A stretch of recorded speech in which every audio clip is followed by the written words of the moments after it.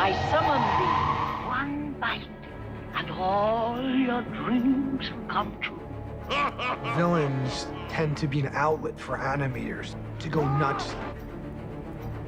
Walt Disney wanted to have the villains in his animated films be interesting. There had to be something about them that you recognize as a human quality, something that is beyond just bad.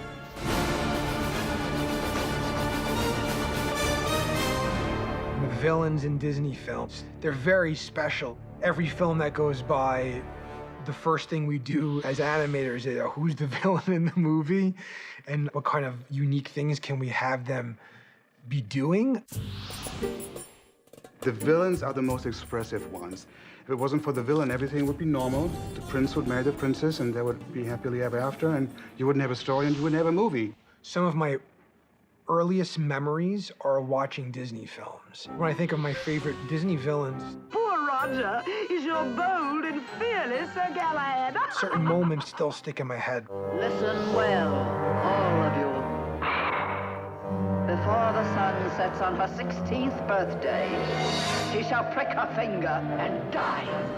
And as I became a student of animation, a lot of the scenes that I would always be drawn to, they ended up being Mark Davis scenes. We must go to the dungeon and cheer him up.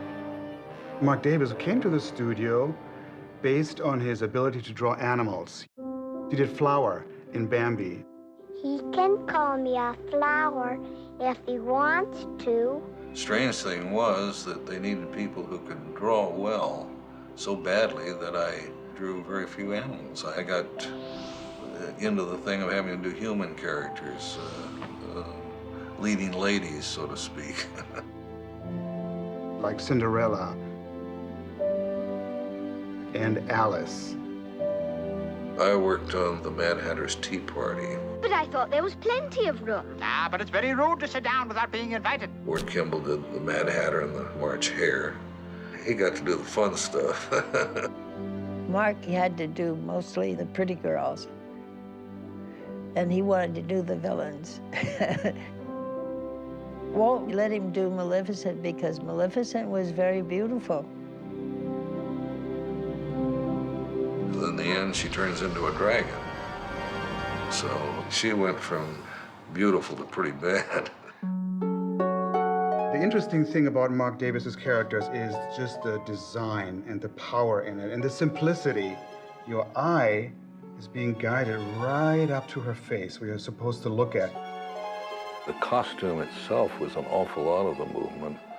In the original drawings I did, I had red on the black, so that the decorations kind of tended to look like flames, instead of lavender with the black as in the final thing. I have some copies here of Mark Davis's actual rough animation drawings before his assistant cleaned them up, and they look nice and loose. Come, my pet. Let us leave our noble prince with these happy thoughts. Maleficent is just a mastery of holding things back. She's thinking and she's scheming and she's up to something without moving much. That's very challenging to do as an animator, where you have all this subtext, but there's only certain things you could show an audience without giving certain things away. And then characters like Cruella, that what you see is what you get. Enough of this nonsense. I'll pay you twice what they're worth. Come now, I'm being more than generous. This was one of the most fun assignments I've ever had in the studio, was doing Cruella de Vil. What? I warn you, Anita, we're through. She was a funny villainess, and while what she was doing wasn't very nice, she herself was an entertaining character. The villain's entrance is one of the most sought after things to animate in a film, because it's that moment showing the character in a nutshell. Cruella de Vil wearing this gigantic fur, and at every turn that she does, this fur is just swinging around her, and it just adds so much life. Not a very simple thing to draw, because he divided up this fur coat in all these sections. In looking back at Disney history and comparing the early villains to maybe some of the later ones, in my opinion, some of the earlier ones were really the scariest. The Devil in Night on Bald Mountain in Fantasia, it was probably as scary as it gets.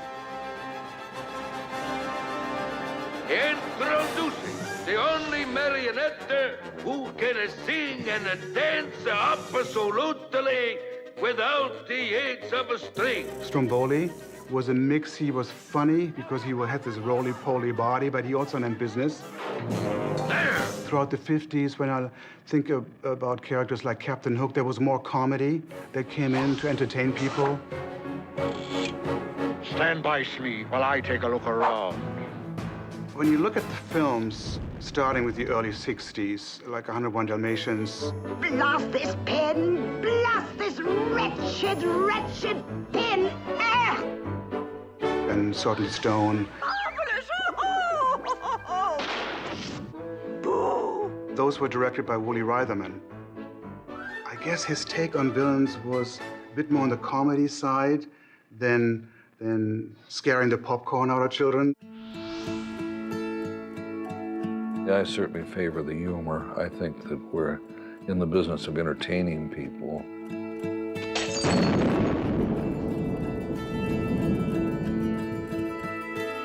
The first villain that I did for Disney was for Beauty and the Beast. It was Gaston. He was interesting because he didn't look like a villain. And then the audience finds out through the story that he is actually the bad guy. And the scary-looking character, the Beast, is turning into the good guy. Andreas did a very good job at taking what worked in the generations before him and bringing that work and that legacy into his own work. My second villain for Disney was Jafar. When you see him, you know he's the bad guy based on his expressions. You know, there's a lot of dark colors in his outfit. I gave him these broad shoulder areas right here, which basically were a stage set for his parrot. The third villain was Scar in Lion King. He was probably out of all three of them the most evil one. Glad I caught you. Hans. Seeing how Hans was developing as a character in Frozen, every single animator in the department was putting in requests to animate Hans. Only an act of true love can save me. A true love's kiss. Because there's an illusion where when you're animating a prince, they have to be very one note and very charming. Crafting and orchestrating that moment of him leaning in, which you think is going to be the kiss. Oh, Anna. If only there was someone out there who loved you. Animators get behind that. Frozen was one of those films for us where it had the legacy moments of past Disney films with a modern twist. It's in our DNA. You won't get away with this. I already have. I met Mark and Alice Davis in 1984 at the Olympic Arts Festival. I just pinched myself and I said, this is Mark Davis I'm talking to here and spending the whole day with. This is incredible. Mark came across as the grandfather you didn't have. Mark and Alice really embraced the company of young artists and invited them over to the house, and they were very generous with their time and their knowledge.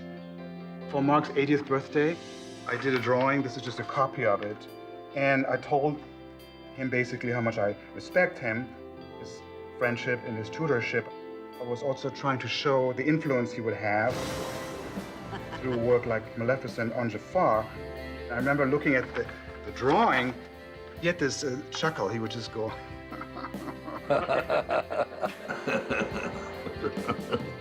It's just a privilege to have worked on films that I did. Walt said, I think when you do something and you do it well enough, the public's going to pay you back for it. I think it's remarkable that these films hold up as well as they do, and that generation after generation is still fascinated by them. Hey, Cinderella.